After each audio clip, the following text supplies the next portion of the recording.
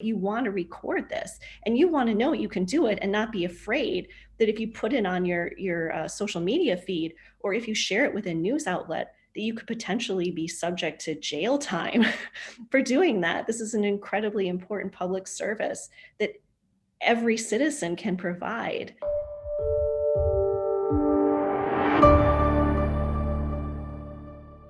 I'm Justin Silverman of the New England First Amendment Coalition.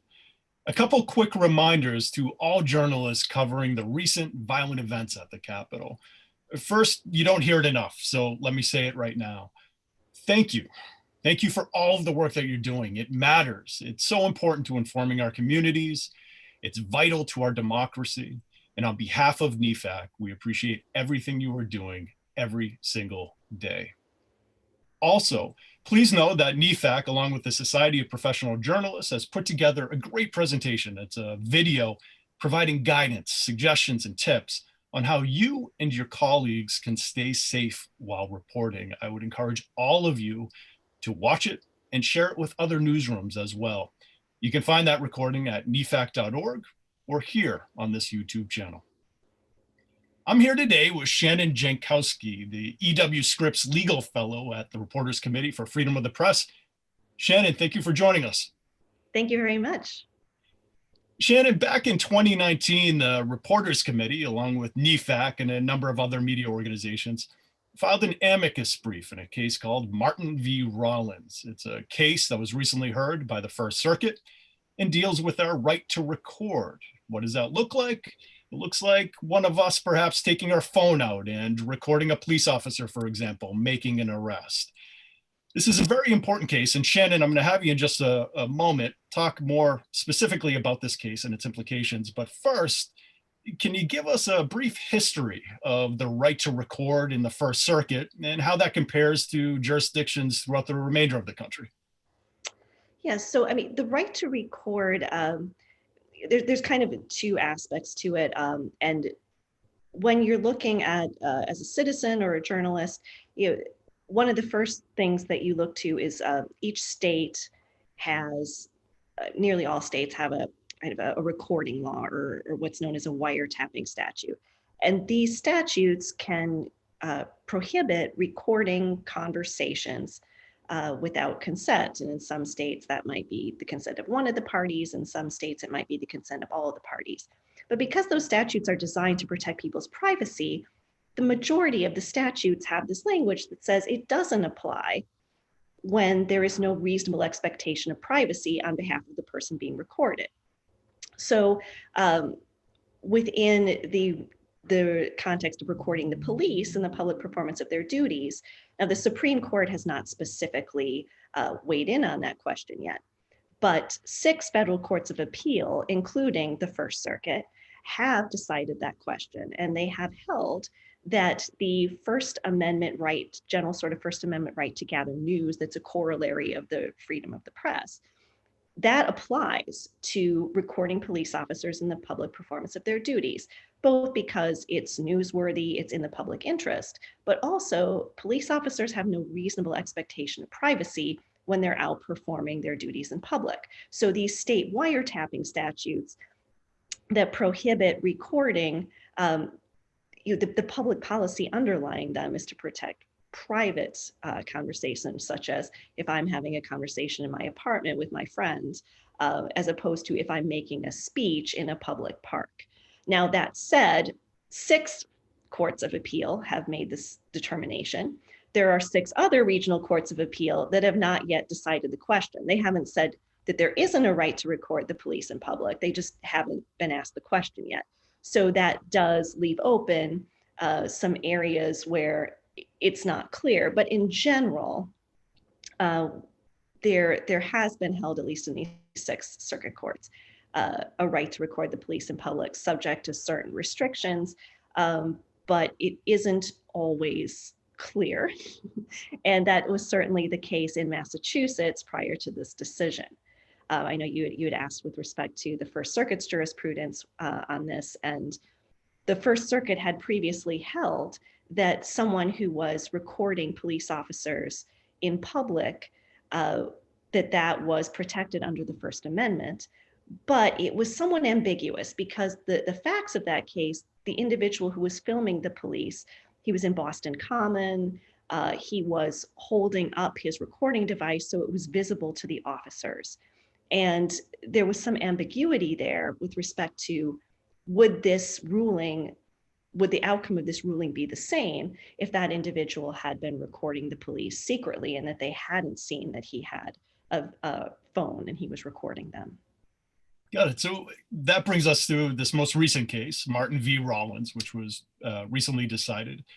Can you tell us more about that case, the facts of that case, and the court's ultimate decision?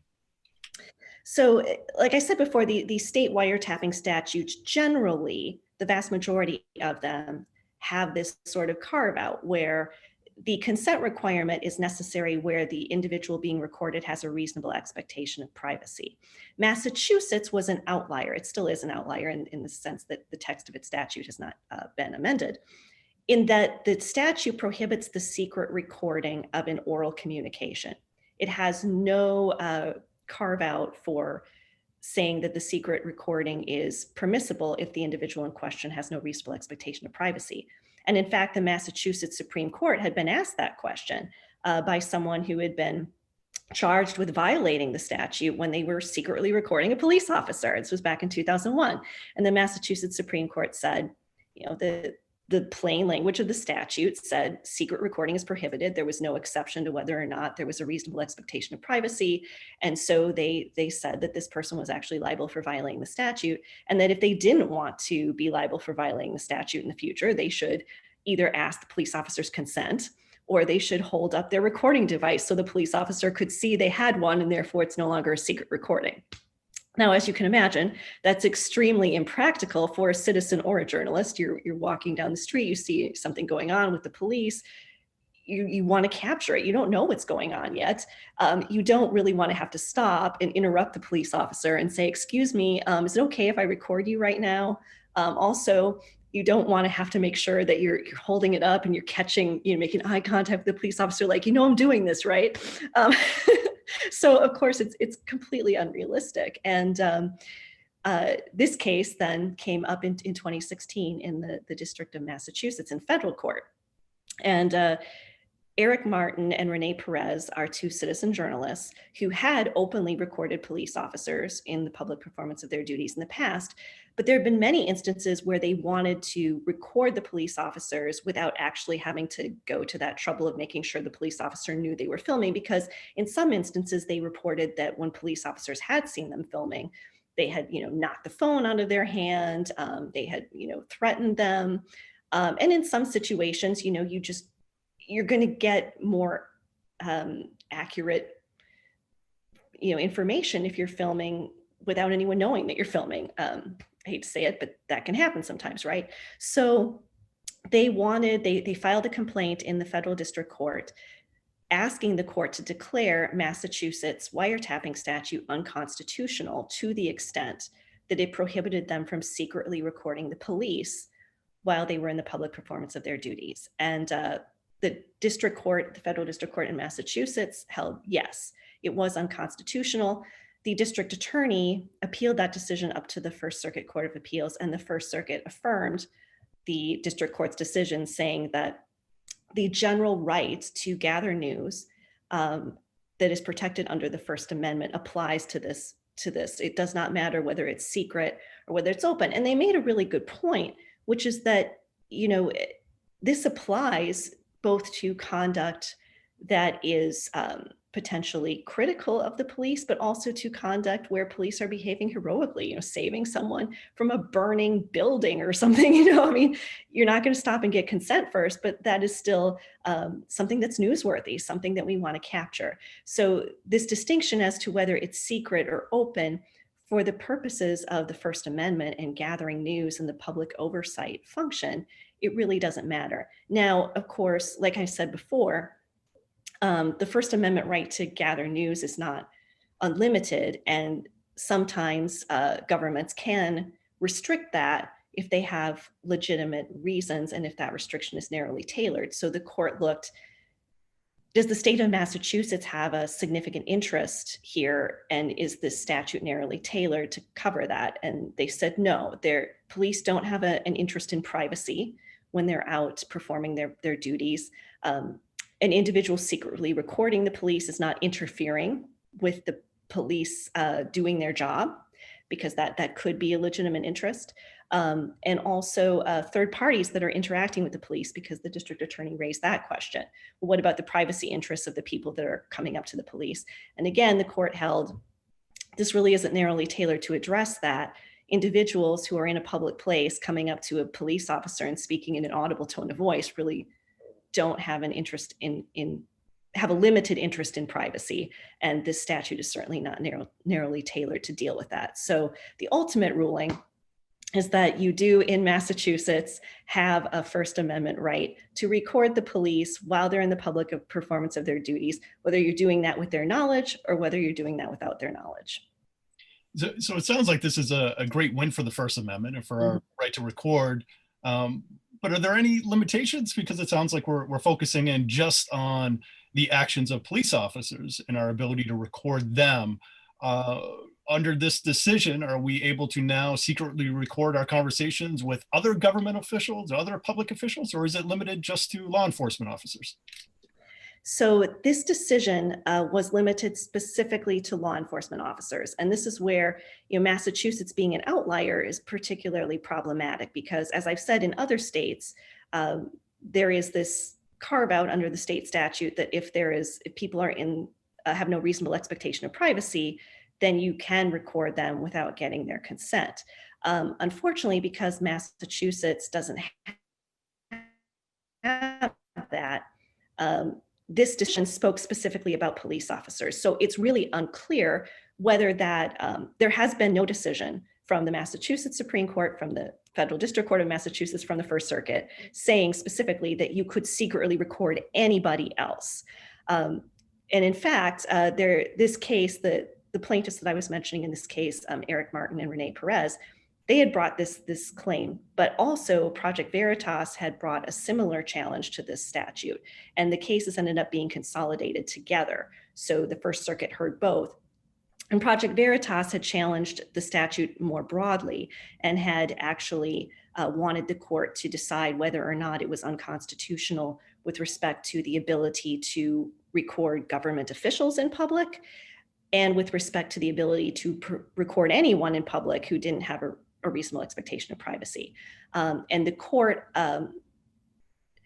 based on the differences between the claims that Martin and Perez were bringing and the way that Project Veritas had structured its claim, the court decided that Project Veritas's claim was still too speculative and hypothetical.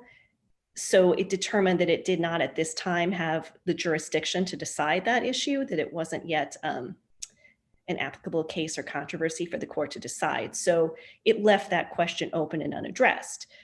However, there may be a situation in the future where that situation becomes more concrete, and someone can bring that challenge. But right now, it determined that Project Veritas really didn't have more than a hypothetical interest in it at this point. So we still don't know what the court would decide with respect to that. So that leaves citizens and journalists in Massachusetts in a bit of a quandary, where they know now confidently they can openly or secretly record the police in public, but there's still a question as to whether they could secretly record anyone else in public. And I would say, you definitely don't want to get arrested or charged with a crime, because if you are charged with violating this statute, you can be subject to jail time and a very hefty penalty, financial penalty. So, to err on the side of safety, the way the law is written at the moment, it would seem that if you wanted to record anyone in public other than the police, you need to get their consents and be sure that they know that you're recording them. Thank you. That's a really helpful advice. And it sounds like, Martin v. Rollins, very important decision, however, limited in scope, and important for everyone to know where those limits are, but still a very important decision and a First Amendment victory, I think is fair to say. But Shannon, as we wrap up here, for those that aren't journalists, that don't have a legal background, after hearing all of this history, can you put in, real everyday terms why this decision is important? Why should citizens that don't work in a newsroom or aren't in court every day, why should they care about this decision? Why is it important to them? Well, it's incredibly important to everyone, not just to journalists, because as we've certainly seen over the last several years, some of the most important footage that is actually being delivered to news, it doesn't always come from the journalists who are on the scene. It comes from average everyday citizens who are there present. Because you think about it, an incident happens, maybe you're lucky and someone from your news media just happens to be there and is able to capture it right away. But most of the time they hear, oh, something's going down, and they have to send somebody there to record it. A bystander, a citizen who's right there, can capture it as it's happening. And we certainly saw that just this summer with George Floyd. We've seen it in the past with Eric Garner, with Alton Sterling. I mean, there's so many cases where a citizen who was just there, Philando Castile, his girlfriend, filming that tragic encounter.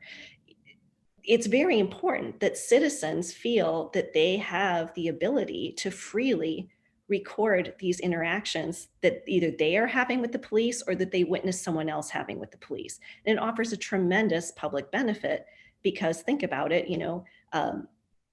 would we be in a situation where we would have had the awakening, very delayed awakening, with respect to racial justice this summer if someone hadn't been there filming what happened to George Floyd? There would be a lot of, he said, she said about what actually happened. But we have video footage, and that was taken by a civilian on the street. So this is a really important ruling. Prior to this ruling, there was a question. Unless that police officer, and unless you actually knew that that person had made eye contact with you and you specifically, felt that you were confident that that police officer saw you recording, so it wasn't a secret, you might be 10 feet away. They're not going to see you, but you want to record this and you want to know you can do it and not be afraid that if you put it on your social media feed or if you share it with a news outlet, that you could potentially be subject to jail time for doing that. This is an incredibly important public service that every citizen can provide by recording police interactions with the public, both positive interactions and negative interactions. We need to see both. Great. Thank you so much, Shannon, for walking us through this case and giving us a better understanding of our right to record and where all of the legal lines are. It's extremely helpful and very important for all of us to know. So thank you again. And thanks for all of your work at the Reporters Committee. Well, thank you. We're very grateful to you as well. And you're doing great work out there.